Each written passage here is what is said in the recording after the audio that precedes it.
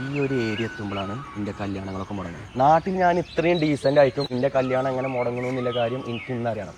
നിങ്ങളെ രണ്ടാളെയും ഈ നാട്ടിലൊക്കെ ആർക്കും അറിയില്ലല്ലോ. അപ്പം ഇതിനെ കുറിച്ചിട്ട് ഡീറ്റെയിൽ ആയിട്ടൊന്ന് അന്വേഷിക്കും. ചെല്ല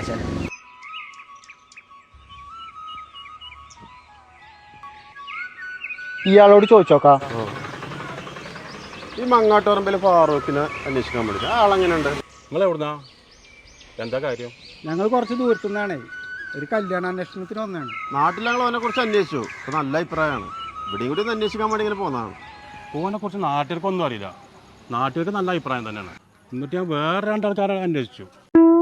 പക്ഷെ ഓൽക്കും നല്ല അഭിപ്രായമാണേ. അതിലല്ല ഞാൻ കുടുങ്ങിയത്. ഓന്റെ കളികളൊക്കെ പുറത്താണേ. എറണാകുളം ബേസ് ചെയ്തിട്ട് അവന്റെ കളികൾ. ഇടക്ക് സ്റ്റേറ്റിൽ നിന്ന് വിട്ടിട്ടാ കളി. വള്ളടി അങ്ങനത്തെ എന്തെങ്കിലുമൊക്കെ കാര്യമല്ലേ? വള്ളടിച്ചാൽ ഇപ്പൊ അങ്ങോട്ട് പോകണം. ഗേൾസാണ് അവന്റെ വീക്കൻസ്. പോണ്ടിച്ചേരി ഭാഗത്തും കളികളുണ്ടെന്നാണ് ഞാൻ പറയുന്നത് കേട്ടത്. അവിടുത്തെ കളികൾ എന്താന്ന് വെച്ചാലേ പറക്കെപ്പോഴാന്ന് അതിനെ പറ്റി പറഞ്ഞു നാവ് എടുത്തിട്ടുള്ളൂ. ആൾക്ക് 100 വയസ്സാട്ടോ. നമുക്കൊരു ചായ കുടിച്ചാൻ പോയാലോ? ആ, ഞാൻ ഇപ്പൊ ഒരു ചായ കുടിച്ചോണ്ടിരിക്കുക. ആ ഇനി പറ്റി പറഞ്ഞല്ലേ നമുക്ക് ചായ കുടിച്ചാ.